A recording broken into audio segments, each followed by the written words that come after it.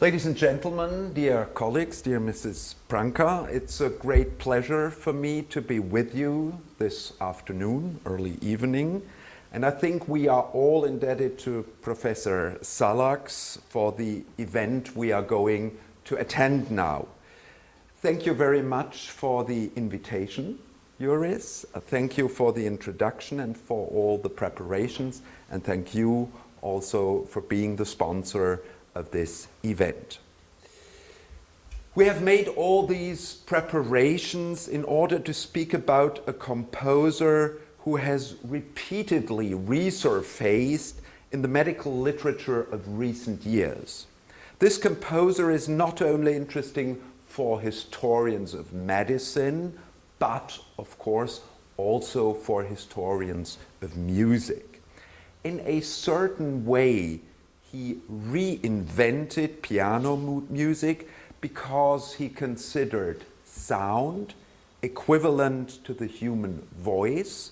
He considered melody equivalent to song, and his musical instrument, mainly the piano, a medium for his personal feelings.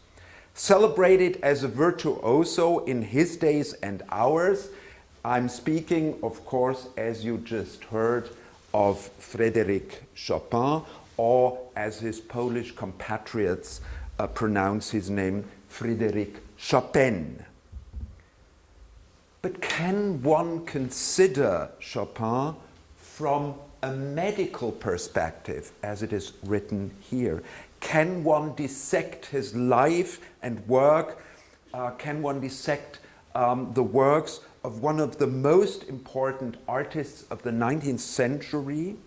Yes, one should even do so, but one must do so while observing certain methodical standards in order to obtain scientific results.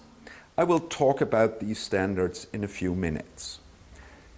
In order to get attuned to Chopin's life and medical history, let me zero in by quoting 4 lines from his diaries, which were recorded at very different moments. I've long been stricken by an unbearable melancholy, one which makes me as cold and dry as a stone. I'm at the peak of happiness. I've jumped track like a violin string on a contrabass. Life is wonderful. I'm close to the most beautiful things there are in this world. As you have noticed, Chopin is very often recording moods and ill feelings, and this naturally leads to the question what effects these ups and downs might have had on his compositions. Moreover, these citations betray a pronounced introspectiveness and the ability to document the perception of his own feelings clearly. Indeed, Chopin's letters and diaries constitute the prime sources for the historian of medicine, historian of music, to be able to do his work. I shall begin with a brief biographical overview. Chopin's life can be divided into 3 very different periods. His by and large happy childhood in Warsaw, a 9-month period of phase in Vienna, the Austrian capital, and an almost, again, 20-year period of exile in Paris, which lasted until his death in 1849. Other than his development into a musical genius, Chopin's adolescence in Warsaw was completely ordinary, as can be seen in drawings of him at the ages 10 and 15, a completely ordinary boy. He was the second of 4 children by a private teacher from Lorraine, from France, and a Polish woman. His family cared for him and he enjoyed an excellent education. The only thing worthy of mention is his sister's illness, which was then called galloping consumption, and of which she died early. More important was Chopin's interest in the songs of his Polish homeland, which later appeared as polonaises and mazurkas in his oeuvre, and his enthusiasm for Mozart and above all Bach. In order to convey the serene mood of his youth, I will now play the beginning of a 4-minute piece entitled Souvenir de Paganini, in remembrance of Paganini. A lovely story goes with this piece. The famous Italian violinist and composer Niccolò Paganini gave a concert in Warsaw and Chopin was in the audience. He liked the melody of the folk song and he simply modified it a little. You will very likely all know this melody just under another title.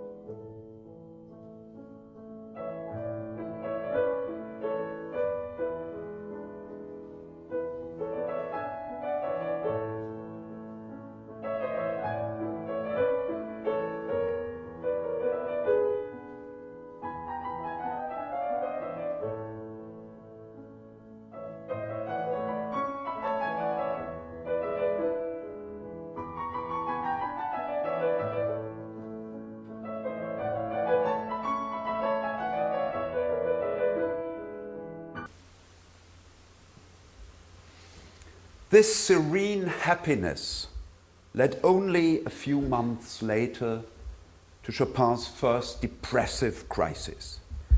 He found himself in a virtually irresolvable conflict. On one hand, the successful continuation of his musical career was only possible in a metropolis such as Vienna, Paris, or London. On the other hand, he evidently knew exactly the price that had to be paid for this. If I leave now, I will never see my parents' house, and I will die on foreign soil. This prediction by the 19-year-old would be fulfilled word for word. In fact, it was even worse. Only shortly after his arrival in Vienna, Chopin's mood dramatically worsened. About this, he noted, "Everything is so sad for me here. The last time tears flowed from my eyes was long time ago. Every concert, dinner, and soiree bores me. Everyone asks me, everyone asks me what is wrong. I'm not interested in anything.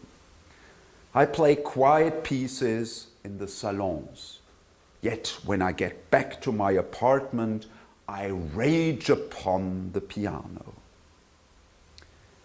His depressed mood and his agitation were complicated by fantasies of failure and a general weariness. "What purpose does my life have? I'm good for nothing among men. I want to die."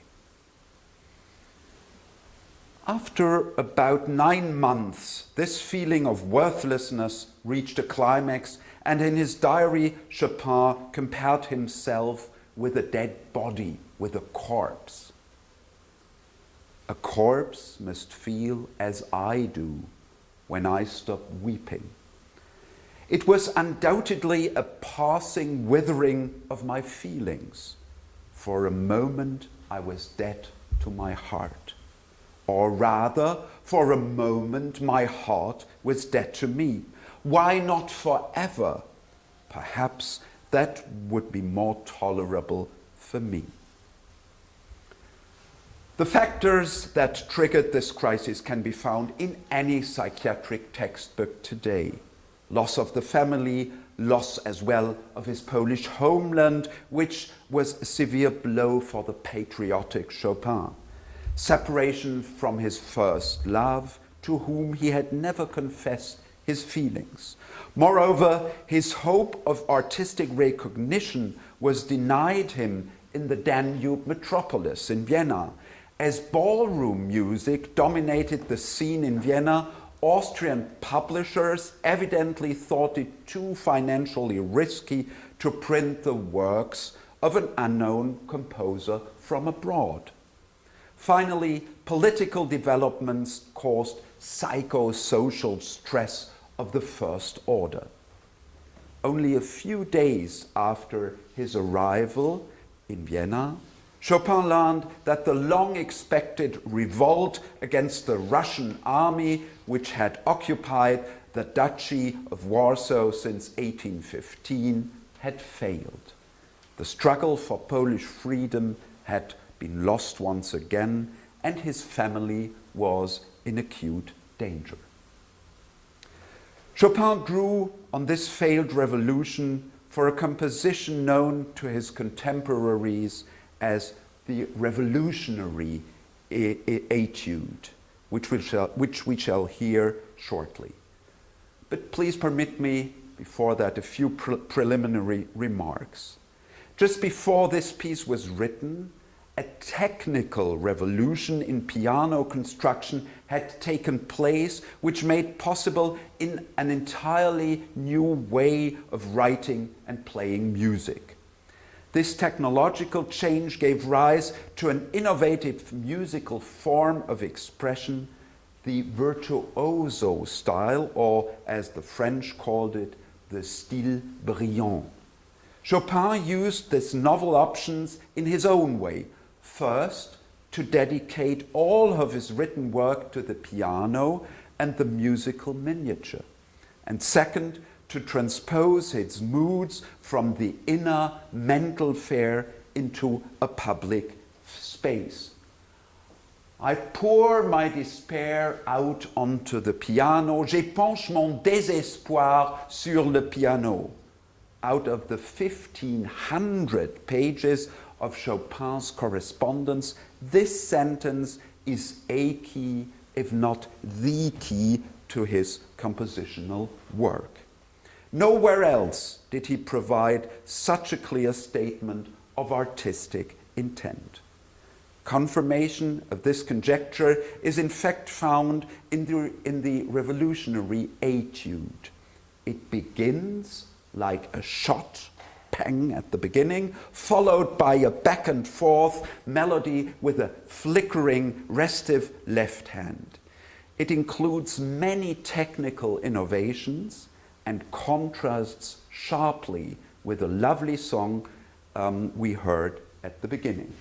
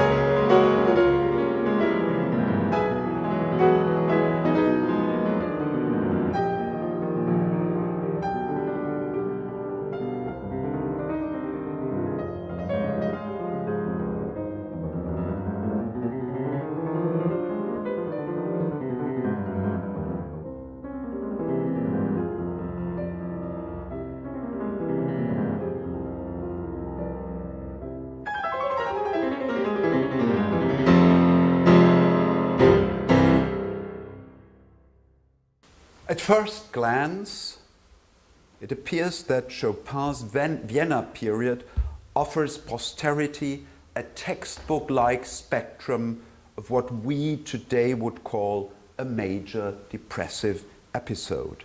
However, we should not forget to consider the historical context. It was the Romantic period, an age which was proficient in playing with affects and affectations. What predominates in Chopin's account of his own experience is authentic, and yet he was also a master of affect presentation, which could fluctuate depending upon who he was addressing.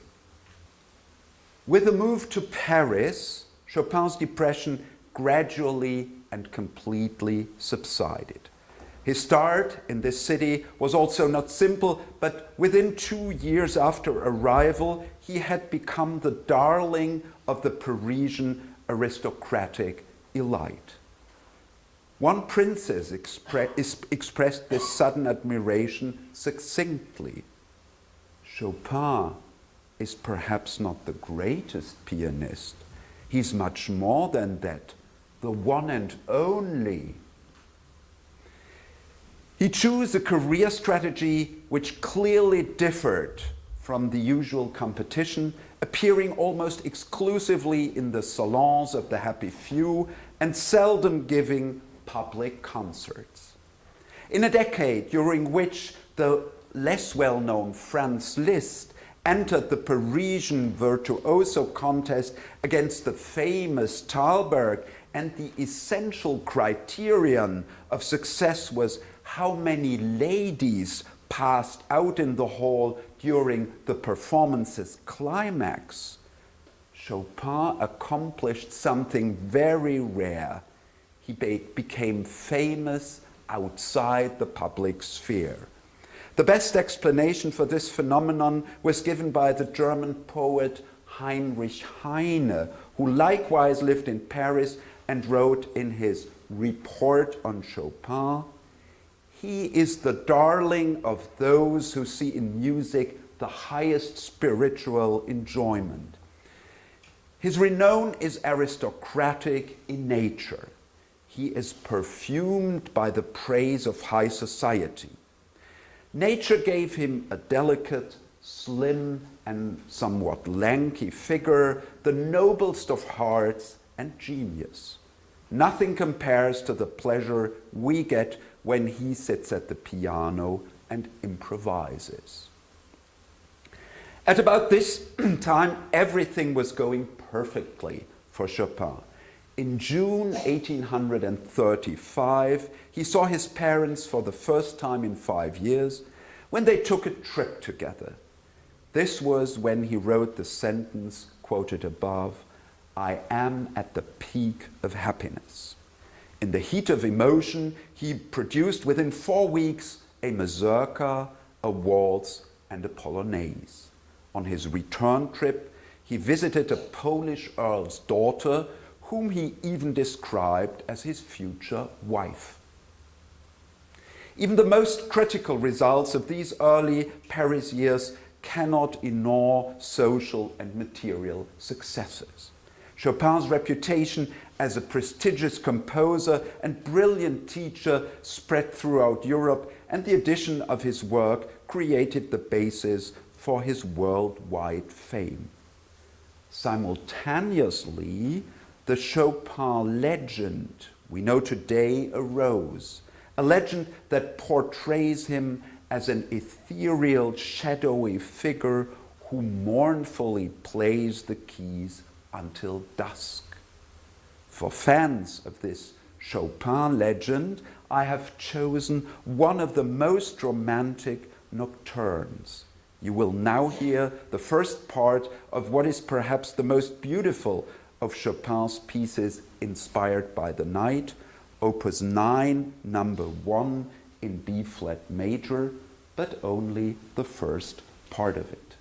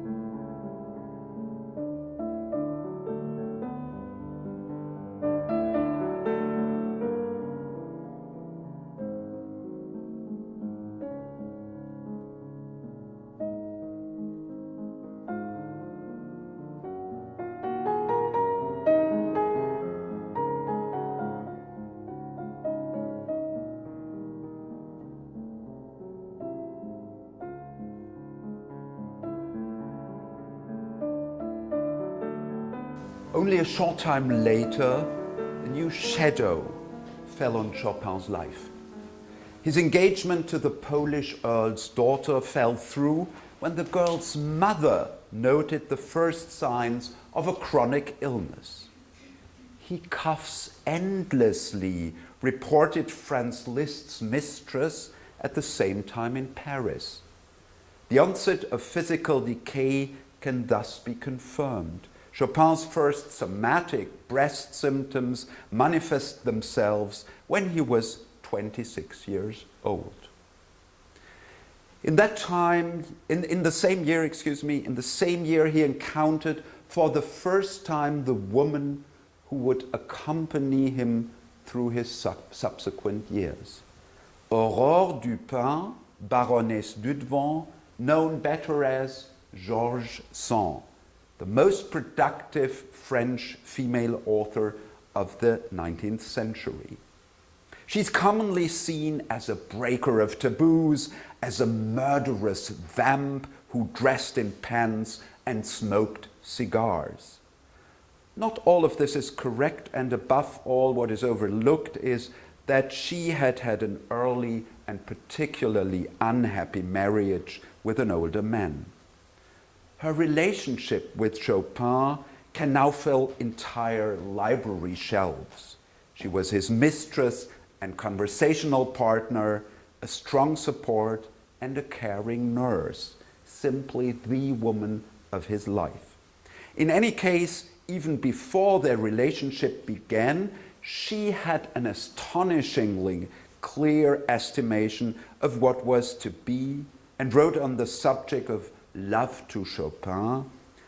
That means that from time to time we fly up to the stars, and then we will separate again in order to remain on the terrain of facts.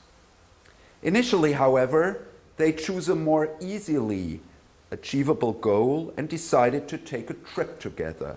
Where? To Mallorca. In the sunny history of island vacations, there is no greater fiasco than Chopin's expedition with Georges Sand and her children. Their plan was to give him a chance to improve his poor health in southern climate. The start of the trip was promising. Chopin, who was also a highly gifted writer, noted in his diary, "I live in Palma de Mallorca among cedars, olive, orange, and lemon trees. The sky is turquoise, the sea lapis lazuli, the mountains emeralds, and the air as in heaven. In short, it is a wonderful existence. I feel better than good." In the original French, this final sentence is even more robust. "Je vis davantage." Unfortunately, the euphoria was short-lived. Only 3 months later, Chopin returned to the continent with fever, and, as Sand overstated, "the things were full of spit blood." The causes of this dramatic worsening have been often rehearsed. The winter rain, which began just after they arrived in November. Their first residence was an unheated summer house, followed by a damp monk's cell in the Carthusian monastery in Valdemossa. Both were completely unsuitable accommodations. Added to this were inadequate medical care, and on top of it all, the seizure of his piano, which they had brought from Paris by Spanish customs authorities. For all of these reasons, the Mallorca episode is regarded as a sudden reversal of fortune as regards his somatic medical history, as a turning point between a state of a lightly compromised health beforehand and the following phase of chronic illness. With the physical symptoms came a new mood swing. "The world is as black as my heart," Chopin complained. His productivity waned and he began suffering from sleep problems. Resignedly, he recognized his fatigue and disinterest. "Any old monk probably has more fire in his soul than I." Finally, he compared his monastery cell with a great coffin, and the feeling of his own insignificance solidified in a strange comparison. "Why am I like a poisonous mushroom, a dangerous one as it looks safe to eat? I know that I will never be of any use either to others or to myself." One of the most famous composers of the 19th century and of his time wrote, "I know that I will never be of any use either to others or to myself." In light of the lung symptoms, Georges Sand delivered a surprising laywoman's prognosis. Just another month in Spain and Chopin would have died of melancholy. Thus, 8 years after the Viennese crisis, we have a second depressive episode on Mallorca, an episode which differs, however, from the first with regard to the cause and symptoms. In the history of music, the Mallorca episode is linked with a set of pieces which constitute perhaps the apogee of the Romantic period, the 24 Preludes, opus 28.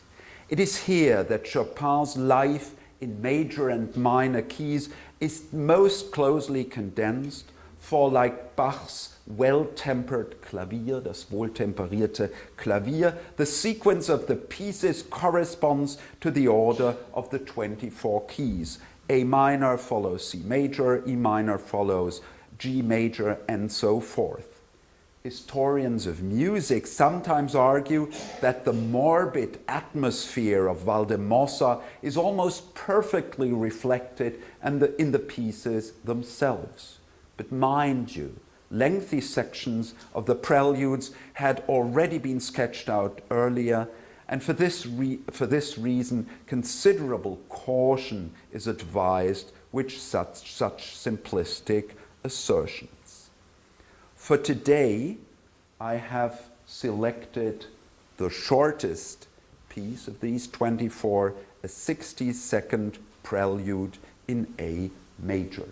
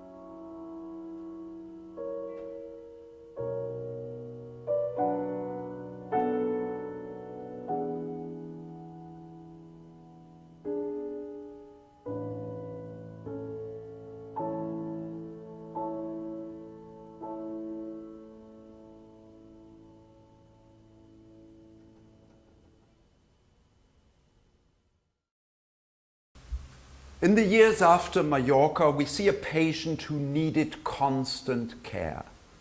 He suffered from chronic breast disease, in the language of the day. "Mornings I cough up blood, phlegm and pus, and my physician forbids me to speak," Chopin noted at age 31. Georges Sand reported his physical condition as follows: "In the more than 6 years during which I have seen him daily, he is essentially the same. Each morning, a fairly strong coughing attack, each winter 2 or 3 greater crises, which only last a few days, however. Medicine could do little for him at that time. Air and climate changes were recommended, as were cures, bed rest, and a rich diet. He trusted mainstream medicine less than the new but popular homeopathy, a decision that from today's perspective may have lengthened his life. We have a few prescriptions left for Chopin. You see here a plaster to calm him down, and look at the ingredients. This is pure opium, and you can see here an extract of belladonna, and this is Georges Sand's handwriting pour Chopin. There are several others, but this is the most impressive. However, the most important therapy center during Chopin's illness was Georges Sand's country home in the middle of France. Between 1839 and 47, Chopin spent his summer months at Château Nohant, and it was there that he created his masterworks. 2 weeks of refreshing warmth were worth more to him than all of medicine's cures. This statement by Georges Sand powerfully sums up the helplessness of physicians of that era. Neither opium nor Nohant could prevent new mood swings, which repeatedly plagued his everyday life. He appeared to get so used to this that in his letters it is only mentioned exceptionally. My soul is somber, but I drug myself. In fact, I avoid loneliness in order to not have to think. Sometimes I can neither be sad or happy. I have the ability to feel completely lost. And then this exceptional comparison from the musical sphere: I am like a violin string on a contrabass, useless, twisted, flaccid. Chopin suffered considerably from depression, but he also knew how to make use of it. In this way, his despair had a positive power, one that forced him to engage the world together with a considerable creative drive. This explains the many surprisingly playful compositions by this seriously ill man. As an illustration of this hypothesis, we shall now hear the first 2 minutes of the superb Polonaise in A-flat major, which, as you will hear soon, is free of all sadness.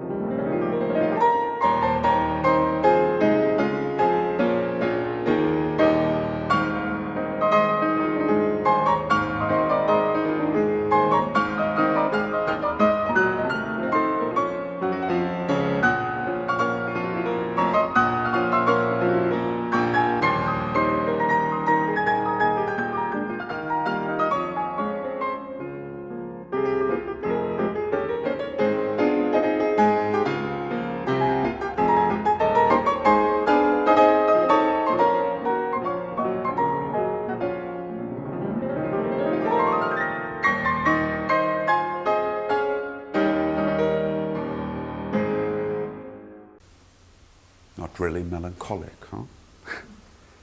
The rest of the story, ladies and gentlemen, can be told quickly. Frederik Chopin died at the age of 39 in Paris.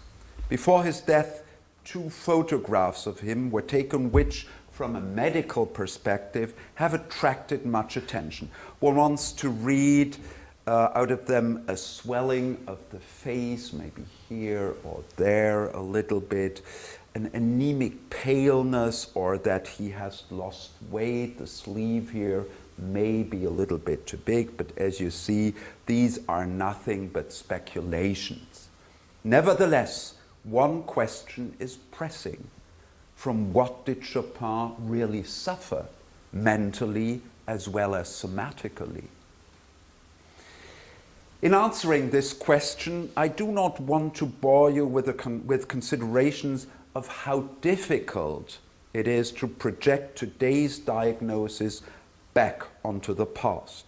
And I should also like to indicate only in passing that diagnosis from a distance, not to mention across 2 centuries, evidence a certain problem of validity. Instead, I shall make 3 brief points regarding methodical standards. A seemingly complete biography like Chopin's is not so well documented that the degree of severity and changes of medical phenomena can be grasped with sufficient accuracy.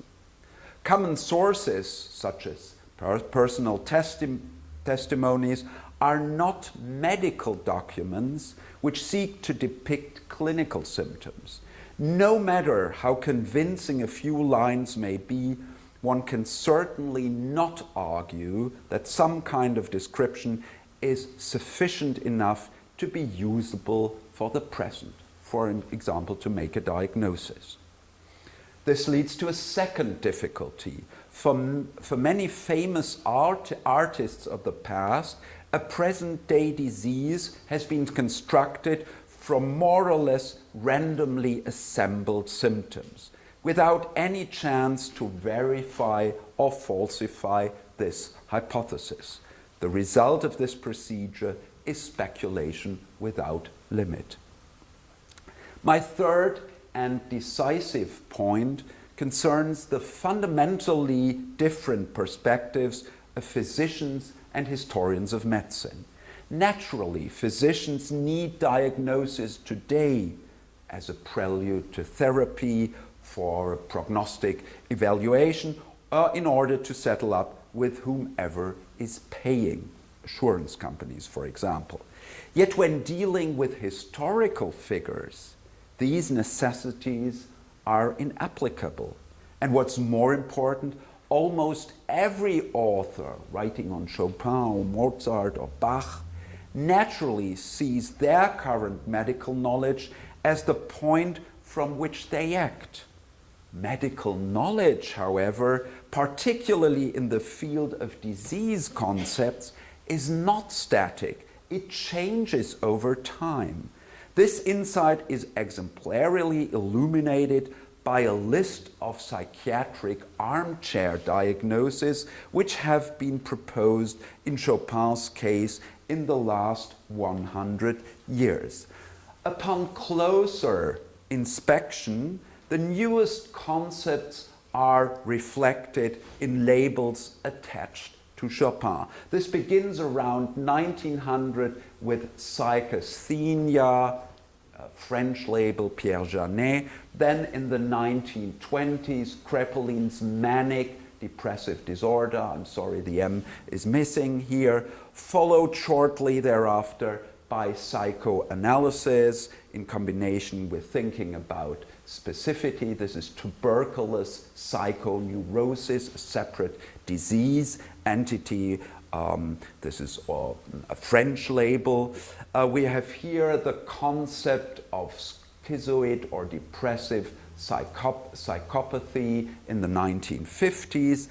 And at the very end, the newest operational diagnosis according to ICD or DSM, including major depressive disorder or bipolar disorder. This is what you get if you look in the internet right now under Chopin and psychiatric disease. Incidentally, such a succession of various attributions is not specific for psychiatry. The snapshots of the breast disease also show how current clinical research finds expression in pathographic labeling. You see here it started with tuberculosis, then allergic diathesis, allergic disease, heart failure, mitral stenosis, cardiac failure in the 60s. Then we get here the new genetic disorders like cystic fibrosis. And this is the very last idea. I can't even pronounce this disease. It's an enzyme defect which was suspected to be a disease in Chopin's case. In short, new times bring new diagnoses also for fans of the dead musician. This was, after all, only a minimal selection. A few years ago, the number of medical publications on Chopin exceeded the number of his compositions, and there is little evidence that this flood will abate anytime soon. What I am after here is that pure diagnosis evidently says a great deal about the time in which it was made, but very little about the personality whom it analyzes or pretends to analyze. If the label serves to stimulate the curiosity of our medical colleagues and gets them to build bridges to the past, then this can be seen to have a strategic value. Yet I ask you emphatically to mistrust this field of popular diagnosis hunting, as I call it, and to trust instead solid historians. For it is they, the historians, who sift through new sources by the ton, they who concern themselves with context, and only at the very end address the issue of diagnosis or cause of death. I recently received support for this position from an unexpected quarter, the Polish Home Office. This is the Polish Ministry of Internal Affairs. 2 Polish medical groups asked to obtain permission for the removal of tissue from Chopin's heart, who is in a church in Warsaw, with the intent to test it genetically for cystic fibrosis. Quite rightly, this request was denied, and it was decided that scientific curiosity is also subject to ethical limits, for example, disturbing the dead. Equally difficult as the question of retrospective diagnosis is my final point, the discussion of the interaction between disease and work. I've long believed it is best to say nothing about these connections. Today, I think that instead of qualitative, we should pay attention to quantitative connections. Decades ago, a psychologist has developed a very handy scheme to analyze artists' work, which I would like to apply today to Chopin's compositional oeuvre. The artist's lifetime is plotted along the x-axis here, and the productivity here along the y-axis. This is missing here. This is the y-axis. One then overlays the medical history over this. You have here the Vienna Depression. This is the Mallorca episode, and so on, and makes a startling discovery. More than half of Chopin's works, about this portion over here, were begun after his serious physical illness and depression had manifested themselves. These include the sonata in B minor, the berceuse, the barcarolle, and many other ballads, scherzos, waltzes, and mazurkas, all of which were created during the most serious phases of his illness. Without doubt, the years 1836 from here to 1846 were Chopin's most productive. His depression, too, did not have a long-term effect on his creative ability. This, I think, is a message of importance for us and also for our patients. Artistic creativity can carry on despite long-term mental illness and even in the face of incurable physical suffering, at least in some cases. I personally see Chopin's compositional accomplishments in the second half of his life as a kind of self-therapy, as an opportunity to convert his experience of depressive border situations into music. We now turn our attention once again to music. My laptop will perform for us now the final piece for today and Chopin's very last composition, a short mazurka written only months before his death. Many have viewed Chopin's work as pure, as absolute music, free from extra musical imitation, free from programmatic intentions of any kind. Perhaps this was his goal, and with this final elegy, full of tragic resignation, he came close to realizing it. He died in 1849, his death mark, and this is his last mazurka.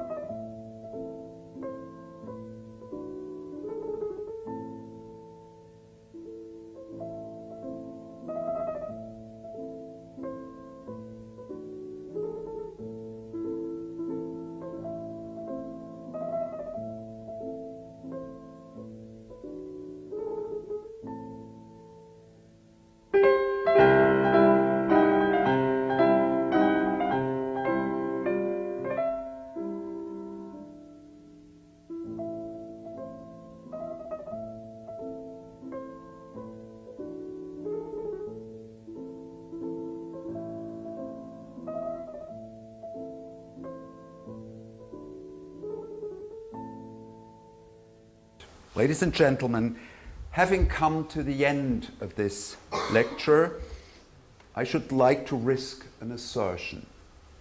Music's essential nature means that we are always dealing with only incomplete ideas about it, because we do so in verbal form. As Chopin's contemporary Felix Mendelssohn Bartholdy said, there is so much spoken about music and so little said. At any rate, I believe words are insufficient. And if I were to find that they were adequate, I should then in the end make no music at all. Fortunately, however, we have more than just nomenclature and terminology. In addition to knowledge in facts, one can also create knowledge from images and stories, the classic domain of arts and literature. And therefore, I believe the best characterization of Chopin lies not in thick biographies or medical papers. It lies in a few stanzas of poetry which Gottfried Benn, who was not only a German poet but also a physician, dedicated to him, and one of which I would like to recite for you. Whoever heard him play certain preludes, whether in country houses or in the mountains, or through open terrace doors, in a sanatorium perhaps, cannot forget. Never wrote an opera, nor a symphony, just these daily progressions, artistic conviction from a small hand. Thank you very much for your attention.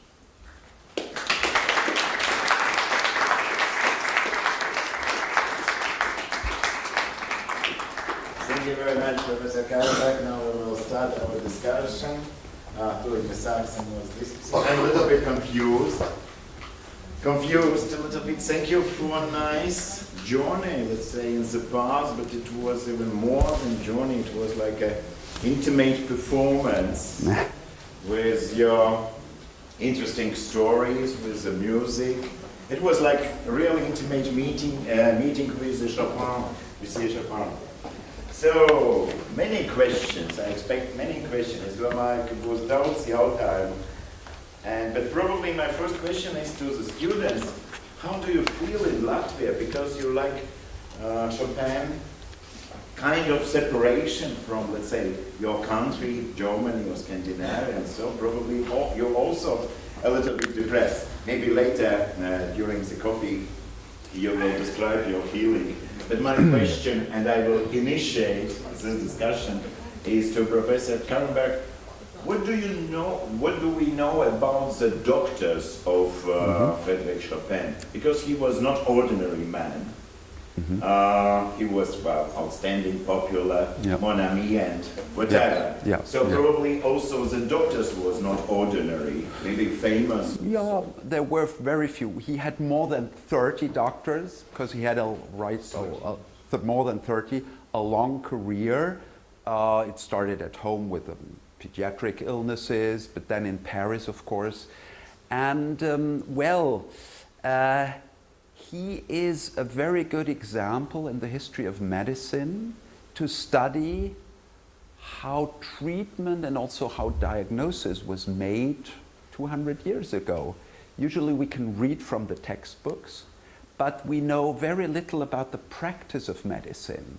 So if we want to have a patient's perspective, we should use famous people who write diaries, leave testimonials, and then through their eyes, through patient eyes, we can tell more about the practice of medicine in the past. So yes, he had a couple of doctors. As I said, he was not fond of mainstream medicine, not fond of cupping and venesection. He loved homeopathy, and probably it's not by chance that Hahnemann's Organon, the founding book of homeopathy, was written in 1810, the year of birth of Frederiku Šopēnu.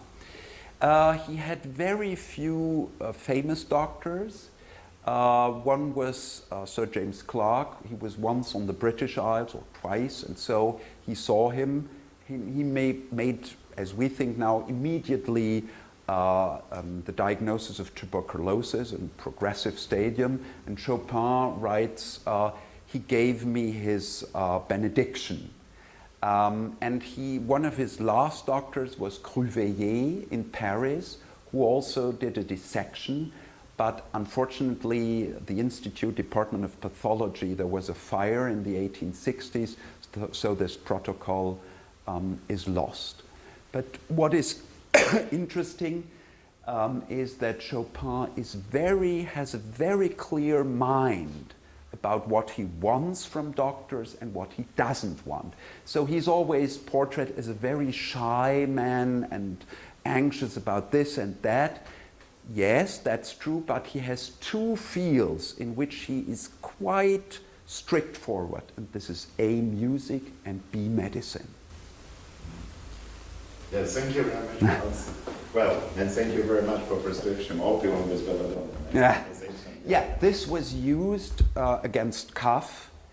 And sure. Probably, we don't know, sometimes he writes, oh, I feel so tired, so it must have had also a psychotropic effect. They used high doses at the time, so sometimes after taking this prescription, he was not able to give lessons because he was in a kind of... He even became addictive. However, at I don't those think so. times, a good Yeah. doctor always prescribed coke Yes. or something. Yes, for yes, composition. yes, So yes. I think Yeah. it was a good Yeah, yeah, process. yeah, yeah. Well, but it was Georges Sand who kind of took care of him, and so she sent a servant to the pharmacy to bring opium. No. We'll continue discussion. Jautājumu, lūdzu, questions? Visi ir mūzikas varā. Ieva? Yeah. Okay, one question maybe about not about the composer, but it's always very interesting what kind of diseases famous people had and why they died. So my question would be more than ethical question, Yeah. for example.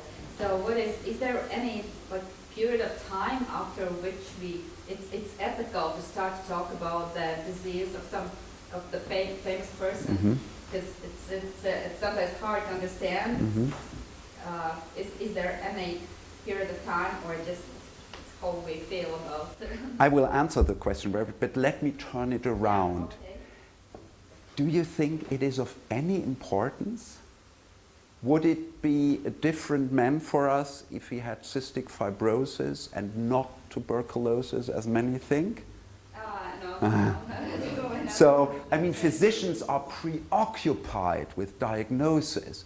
I personally think it's much more important to go through these 1,500 pages of correspondence and to see what did he feel. And he wrote down a lot about his symptoms, somatic and mental symptoms. So this is important. And if we have bridges to the music, sometimes we have, sometimes we don't have.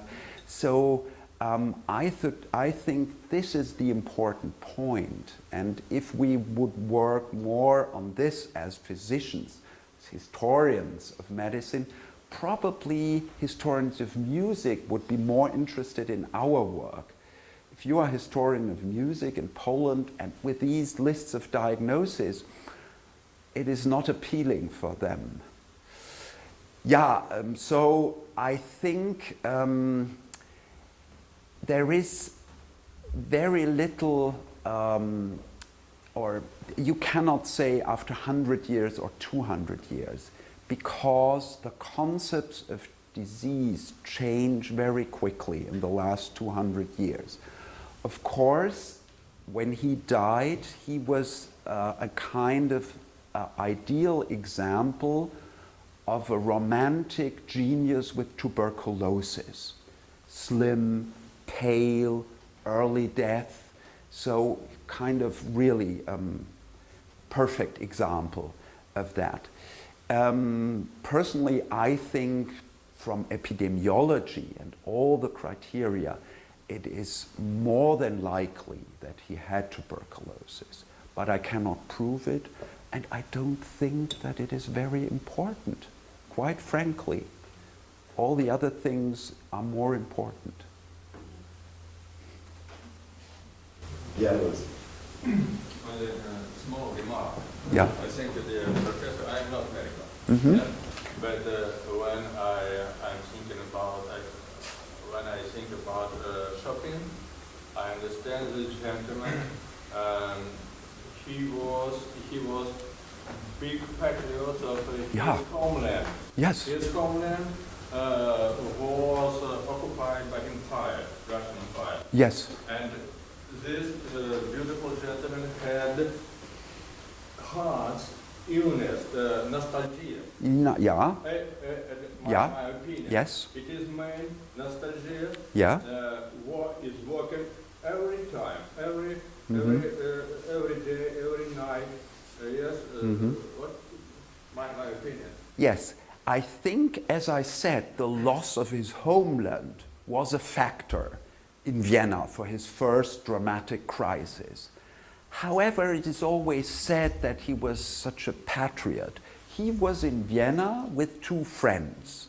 And then the news came from Warsaw, from Poland, okay, there is this kind of revolution, revolt against the Russians. And the two friends immediately rushed home to fight on the barricades. What did Chopin? He stayed in Vienna and cried.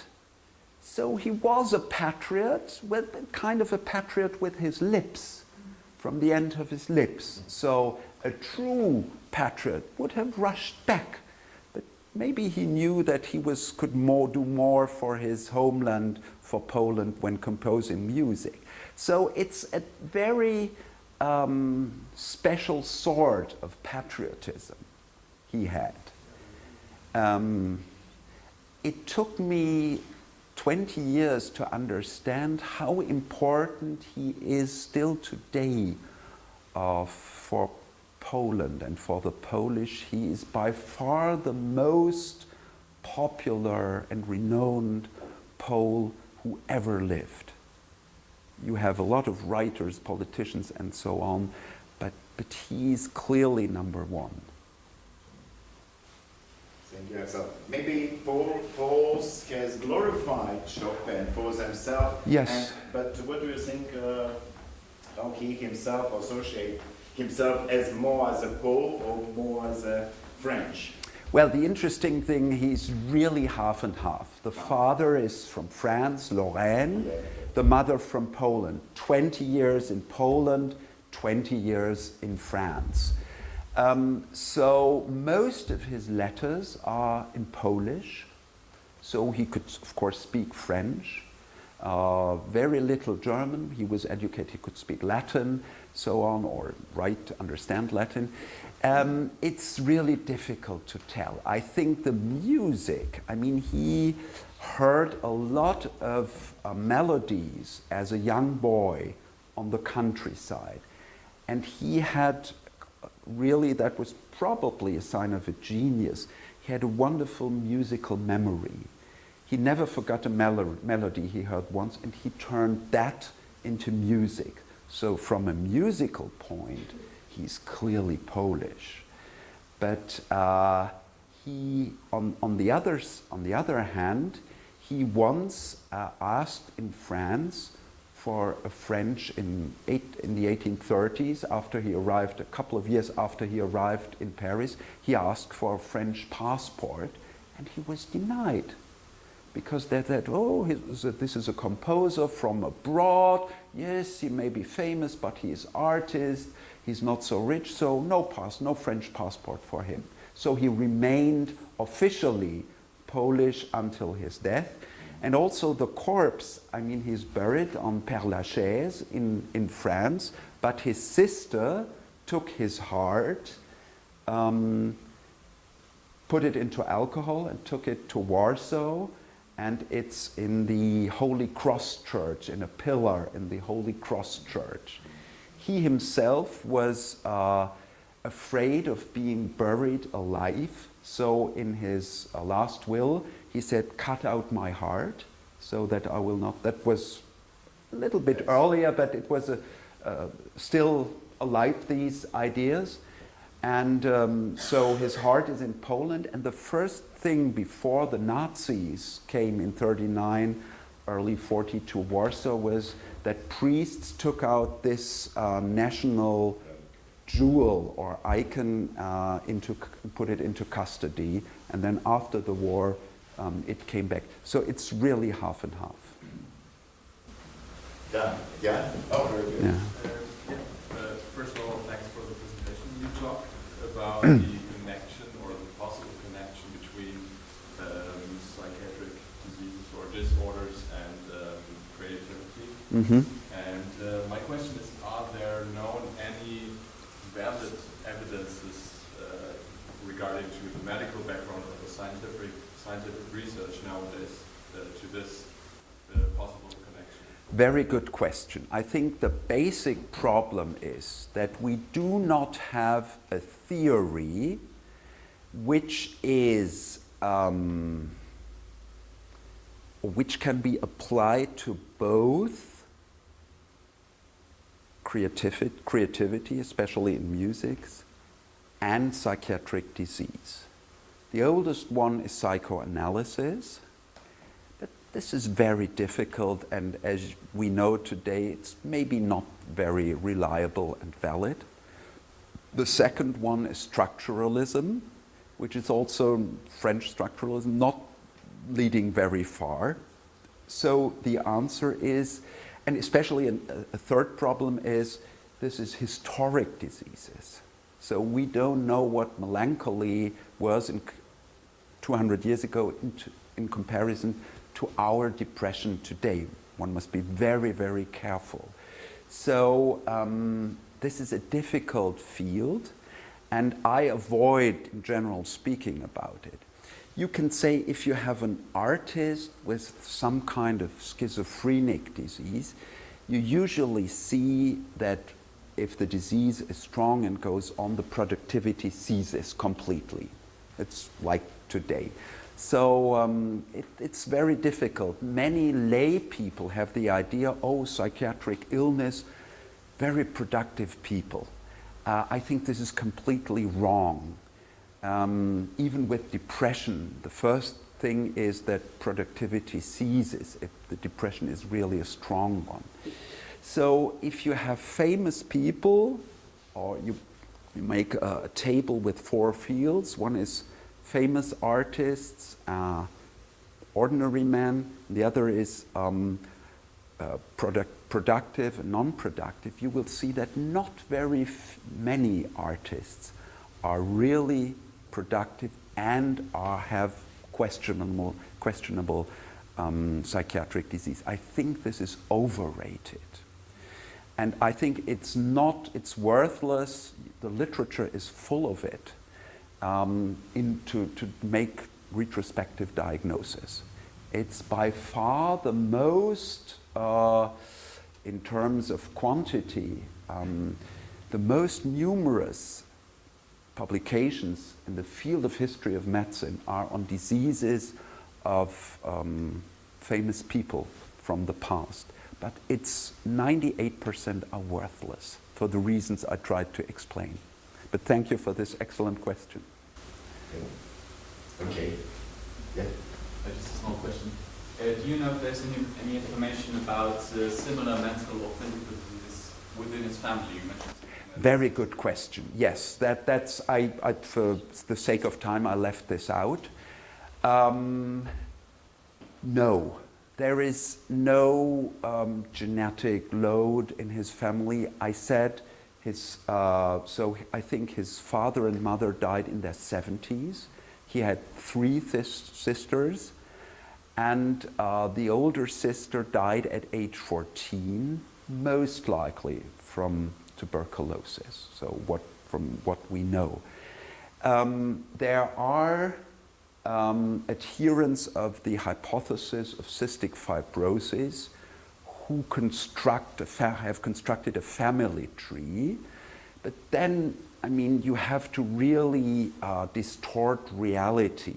I mean, at that time, mucoviscidosis, cystic fibrosis, is known now for less than 100 years, and usually up to 1 generation ago, you died within the first 10 years. So you must have an additional idea, okay, this is incomplete expression genetically, something like this. And so, no, nobody in his family had some genetic disease or psychiatric disease, as far as we know now. And I mean, in such case, you know, grandparents and everything from France and from Poland, no. Jā, mums laikam ir kārdinājums ļoti tā kā to daudz zinātnieku darīja un izanalizēja Šopēnu detaļās. Es nezinu, cik tas ir ētiski, tāpēc es piedāvāju virzīties uz blakus telpu, kur gaida kafija un saldumi, un droši vien turpināsim diskusiju šeit, bet es esmu ļoti gandarīts par jūsu jautājumu un jūsu interesi. Uzsapīs zāli, varbūt mēs neesam daudz, bet tiešām fani, un vēlreiz paldies profesoram Karenbergam. Es domāju par ļoti interesantu lekciju, par interesantu pasniegšanas mani, un redz, paldies, ka jūs mani atbalstiet mūsu projektu. Paldies!